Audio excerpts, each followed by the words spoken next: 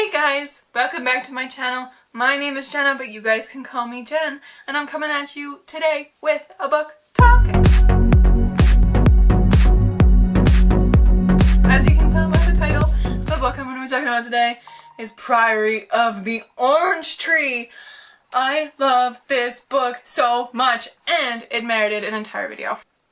The way I'm going to structure my book talk today is I'm going to do a non-spoilery part, and then I'm going to cut it and I'm going to say see ya to spoilery people, and then I'm going to start with the spoilers. I don't really have that many, I don't think, but I do want to talk about stuff freely in a way that I will probably end up spoiling like the ending or like really important parts, you know. So, Priory of the Orange Tree by Samantha Shannon. What a stunning book. I adored the book so much. So, I don't even know where to start with this. I'm just so emotional about it. I adored it so much. I don't even remember when I started reading this book because it's so beefy and it is just delicious. It has taken me a long time to get through. I've ended up putting it down, like reading like 150 pages and putting it down, reading something else, and I've always had something else alongside it. So it's always been a little bit of a ghost on my bedside table for like 2 or 3 months now, since it came out pretty much. And I adored it. I absolutely, as I keep saying over and over. So to help myself get through it a little faster, I decided to get the audiobook on Audible. And boy, am I glad I did. Y'all, if you are looking for a way to get through this book faster, use the audiobook. It is amazing. The narrator in that book is just fantastic. She has so many different ways of like lilting her voice to go with the West people or the East people or whatever. Fantastic. I was captivated the entire time I was listening to that audiobook by her. And I googled it and I tried to see if she had done any other audiobooks, and she hasn't. And I really want her to, because I will listen to everything she makes. Everything. So this is a standalone fantasy book that like traverses an entire world that has been basically divided because of religious views on how the Nameless One, which is a dragon that attacked 1,000 years ago and tried to kill all these people and like whatever. So he's a fire breather. He's called the Nameless One. He's basically like the Voldemort of the world. He's real bad. He's the big bad, and he wants to destroy everything. So 1,000 years ago, this girl defeated the Nameless One, and he has been living under the earth, basically under this mountain, for 1,000 years, and that 1,000 years is almost up, and the west side of the world believes that it is the Berethnet line, the maternal line, that is keeping him bound, and then the east side of the world is like, nah, like, you fought him, the dragons, like he's gonna come back in 1,000 years, and we're gonna do this all over again. So the East and the West are very divided. Nobody really goes over to either place because of their religious differences. So the West hates dragons of all kinds. The East hates the fire breathers but reveres the water dragons.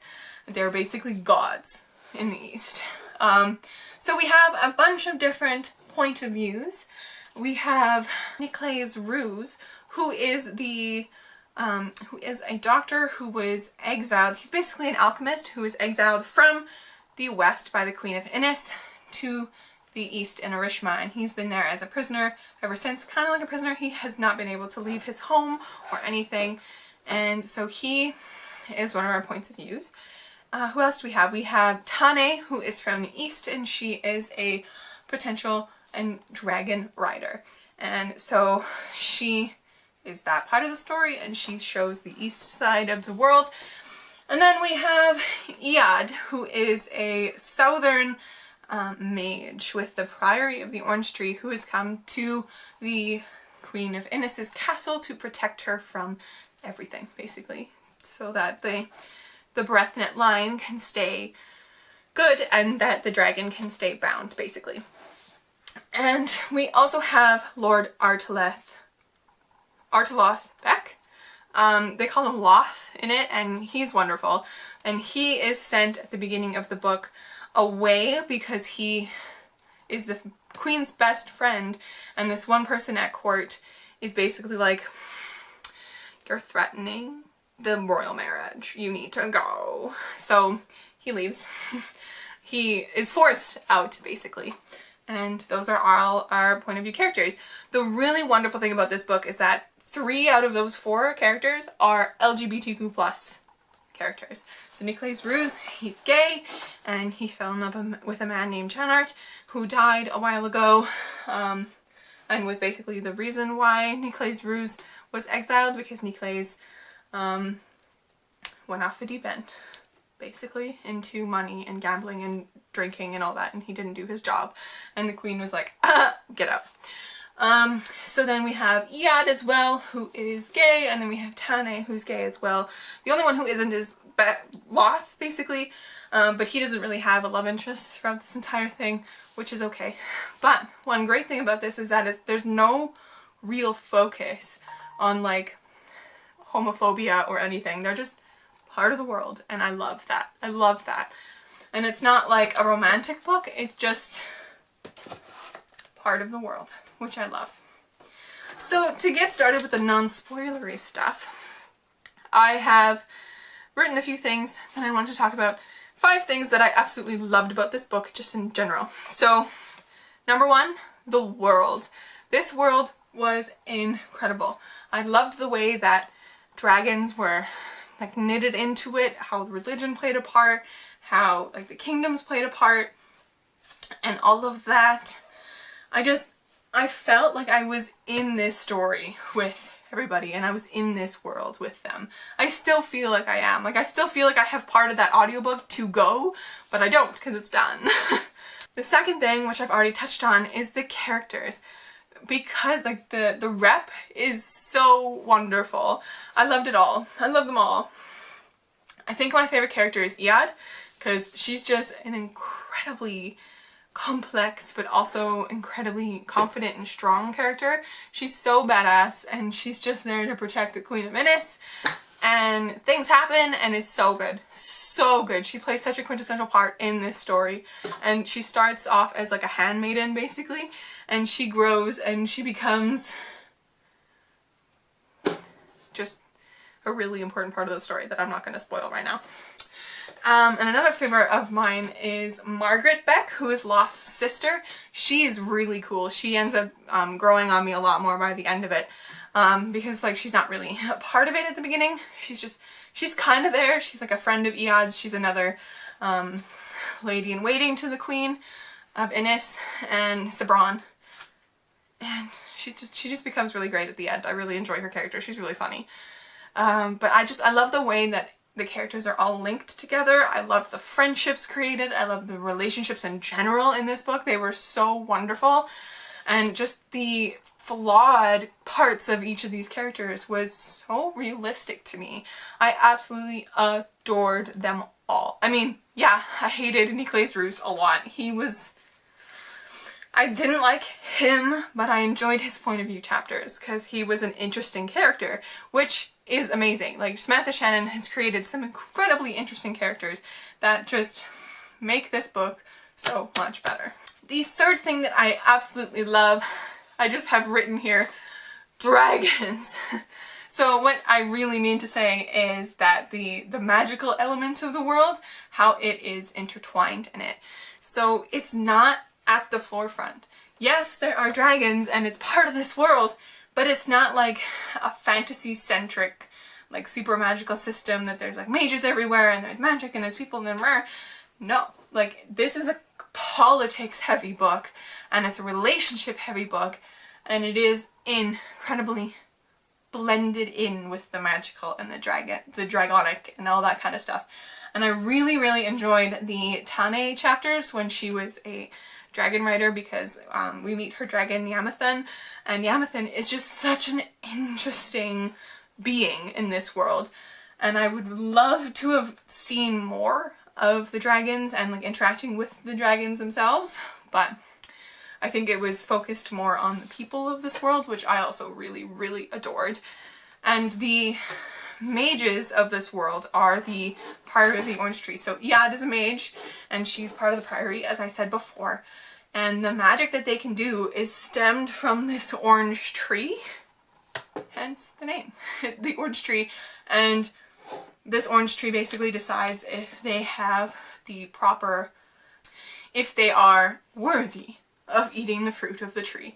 And so like one of the scenes in here where Iad has to go, she goes back home or whatever to the Priory, and she eats this fruit of the tree to like recharge herself because she's been away from the Priory for like 15 years and she's used up all of her mage fire inside of her, so she doesn't have any magic left, so she needs to replenish that. And so she does that by eating this fruit. And like just the visceral and the descriptive nature of that scene is wonderful. Like it's like she's consuming the blood of the tree and she can feel the fire back in her veins, and I love that. I love that it's not like an innate part of them that the magic is, it comes from an outside source, but it also depends on an innate part of them, like they have to have the right mage blood and all this kind of stuff. I don't know, I really, really enjoyed the magical part of this because it was so subtle and interwoven with the politics so well, like so well. Number 4 of what I really, really liked was the pacing of this novel. Because it is so beefy, you need to have a well-paced novel. And Samantha Shannon does that very well. Like, for the first, I don't know, 300, 400 pages, you're dealing with, like she sets up the worlds in their own way. She gives each point of view chapter their own time to really lay out the land, and you get the politics and you get the stakes basically in the world, and then things start to happen after the second half, and that's when like the problems really come in and they're trying to fix this and they're trying to find answers and all that kind of stuff. But the pacing throughout is amazing. It kept me hooked. It kept me wanting to read more, even though I kept, you know, putting it down, whatever. That's because I was daunted, and this is a huge, huge, huge, huge, huge book. But I really enjoyed the way that Samantha Shannon paced this novel out. It's a feat of incredible mastery, in my opinion. And last, before we get into the spoilery parts, last, I absolutely adored how Samantha Shannon's knit everything together at the end. How she brought all the storylines and all the threads together. I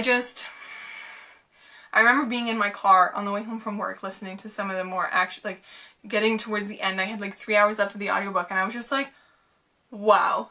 I would never be able to think of how this all would connect, how all these characters have to do with other characters, and how even Tane really means anything to the world, which she does, even though she doesn't really know anybody except for Nicolaus Ruse until the very end of the book, and she has such a big part in the book too, but you wouldn't know really from the get-go. And I just adored how every storyline really meant something, and everything was for a reason. Everything happened in the book for a reason.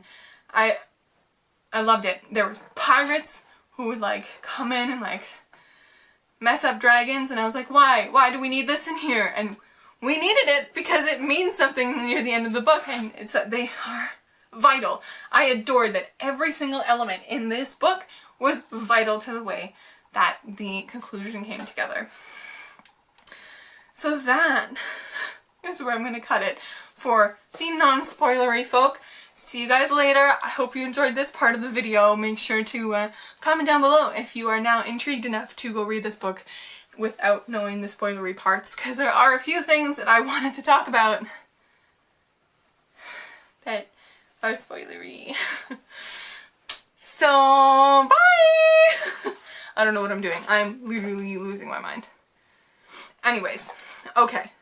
Spoilery people. If you've read this book, did you see the romance between Sabran and Iad coming?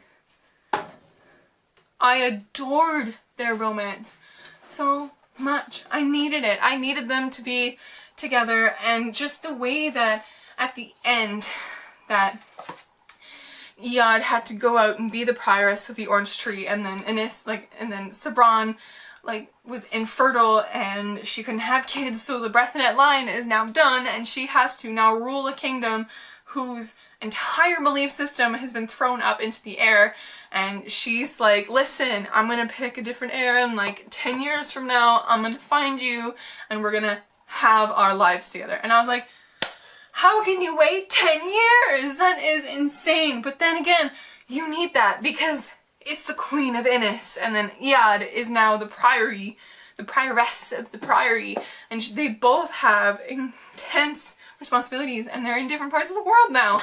And oh my god, I adored every single scene that they were together. I could see the slow burn a little bit by the time we got to the point where right before the scene of when Iad first sleeps with the queen, I could see it. I was like,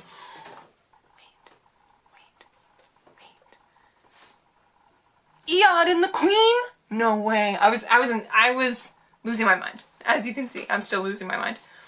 I adored it. But did you see it? Did you see their romance coming? Because at the beginning, I did not. I was just knocked over a pile of books. I was expecting Iad to be imprisoned or something, because she was also protecting the queen from cutthroats, and nobody in the palace knew about that.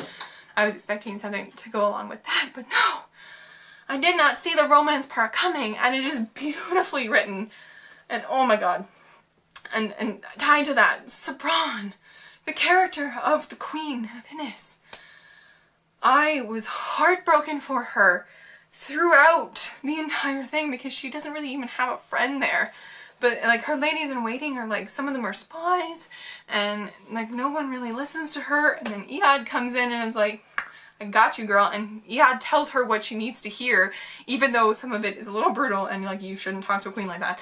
But she just needs it, and Iad protects the queen from Firedal, which is the Nameless One's second in command, basically this equally as bad dragon guy.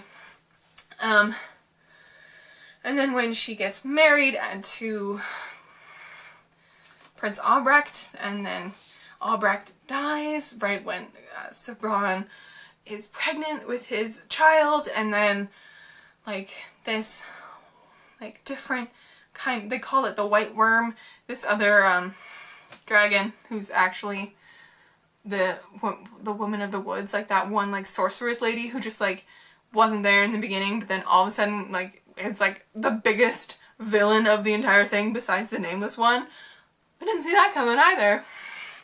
I thought she was just gonna be a quirky side route for Iad to go off of to get information from her. I don't know, I didn't see her being the biggest villain. It was a really interesting element to this story. But anyway, so when the White Worm comes and torches Sabran in a way that she loses her child, and then she's got a mark on her stomach that she's now infertile and she'll never be able to have children anymore. And then Sabran goes through the fever and the depression of that, and I felt so sorry for her.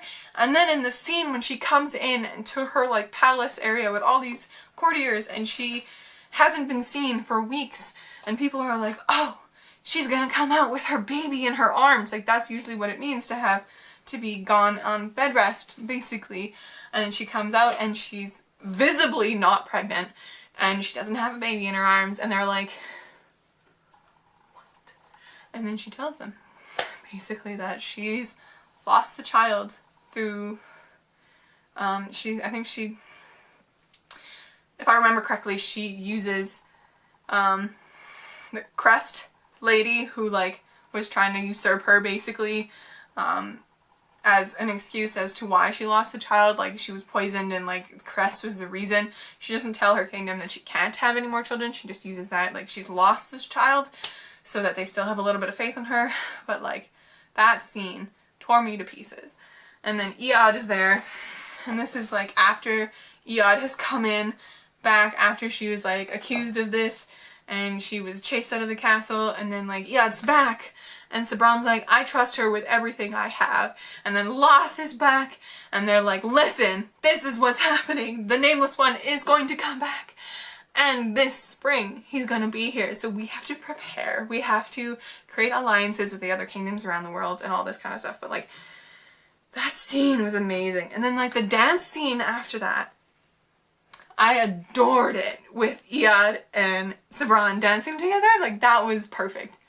Perfect. And then they go off into Sabran's chamber or whatever and, you know, do the things.